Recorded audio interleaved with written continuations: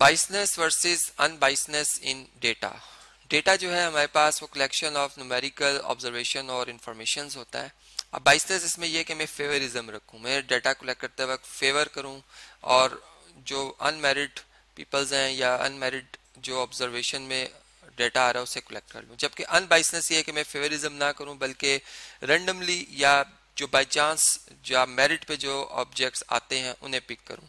तो ये अनबाइसनेस होगी डाटा में, जबकि बाइसनेस में मैंने फेवरिज्म जो आपको बताया। जैसे एक एग्जांपल के तौर पर एक क्लास का टेस्ट या एक क्लास की प्रेजेंटेशन देखनी है, ठीक है, और टीचर ये करे कि वो इसमें बाइसनेस लाने के लिए वो बच्चे पिक कर ले जो ऑलरेडी लाइक है, ठीक है, फर्स्ट कर लें इसका ए ग्रेड है, इसका भी ए है। अब उन्होंने एक रिपोर्ट सेंड करनी है, 5-6 स्टूडेंट्स को पिक करता है जिनके ए प्लस ग्रेड्स हैं, ठीक है, और क्या ओवरऑल क्लास की प्रेजेंटेशन दे देते हैं जी ए पॉजिटिव है। तो ये क्या एक बाइसनेस है इस डेटा में।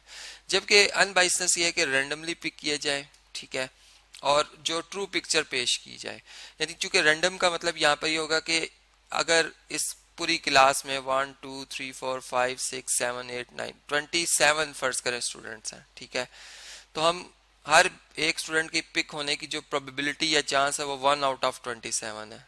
रैंडमली हम कोई भी एक पिक कर रहे हैं, ठीक है, उसकी प्रेजेंटेशन होगी, उसके मार्क्स होंगे, और इस 6 कोई रैंडमली पिक करें, उनकी एवरेज रिप्रेजेंट करें, फर्ज करें बी ग्रेड आती है, तो वो एक ट्रू पिक्चर पेश करेगी और उसी से जो स्टैटिस्टिकल ऑपरेशन या इन्फ्रेंसेस हम निकाल रहे हैं वो ट्रू होंगे, ठीक है।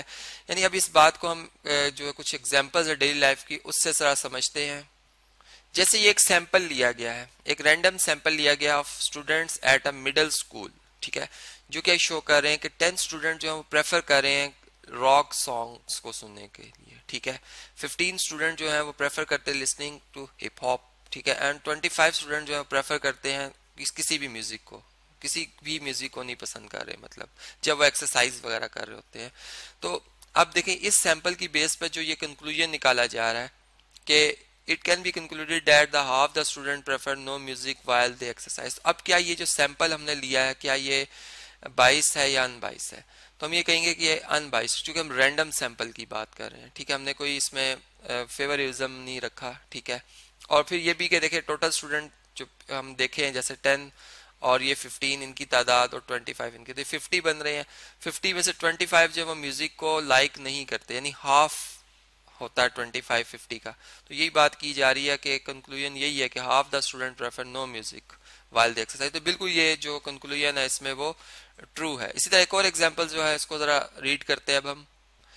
जी ये आप देख सकते हैं कि एक स्टोर जो है उसके इंफॉर्मेशन हमारे पास अवेलेबल है कि sells 3 types of pants, jeans है, कैप्रीज है एंड कार्गोज है। और जो स्टोर वर्कर्स सर्वे, मतलब इसमें उन्होंने सर्वे जो है वो सिस्टमेटिक लिया है, ठीक है, 50 customer at random about their favourite types of pants, ठीक है। मतलब इसमें आप यूं समझ लें कि बल्कि हम यूं कह सकते हैं कि यहाँ पर जो हमने सैंपल लिया है 50 जो कस्टमर रैंडम सैंपल लिया, रैंडम पिक किए हमने, ठीक है, और उनकी जो पैंट्स जो उन्होंने लाइक की हैं 50 कस्टमर्स ने, वो उनकी कैटेगरी जो है वो उनके यहाँ पर लिखी हुई है कि जीन्स को 25 ने पसंद किया। यानी कि अगर एक सैंपल में टोटल साइज 50 है तो उसके हाफ जो है सैंपल साइज 25 बनता है, उसने जीन्स को पसंद किया। 50% हम कह सकते हैं लोग जीन्स को पसंद कर रहे हैं, ठीक है, और 15 जो है उसमें से आउट ऑफ 50 ये कैप्रीज को पसंद किया जा रहा है और कार्गोस को 10 जो है वो आउट ऑफ 50 पसंद किया जा रहा है। तो हमसे पूछा ये जा रहा है कि अगर 450 जो है वो if 450 pairs of pants are ordered how many should be jeans, ठीक है, तो कितनी जीन्स हो सकती है अगर 450 जो है वो मांगे जाएं पेयर्स, ठीक है, तो जीन्स उनमें कितनी होगी, ठीक है, जीन के कितने पेयर्स होंगे, चले आप यूं समझ लें। तो देखें 50% चूंकि आप पूरा जो साइज है यहाँ पर वो 450 है तो इसका हाफ क्या होगा 225। तो हम ये कह सकते हैं कि 225 इस सैंपल की बेस के ऊपर हम देखें इन्फ्रेंसेस भी निकाल रहे हैं, हमने एक कंक्लूजन निकाला है, हमने हम ये फॉरकास्टिंग कर रहे हैं कि देखें कि फ्यूचर में अगर इतने फॉर 50 पेयर्स पैंट्स मांगे जा रहे तो उसमें 250 टू 25 जो होंगे वो जीन्स होंगे।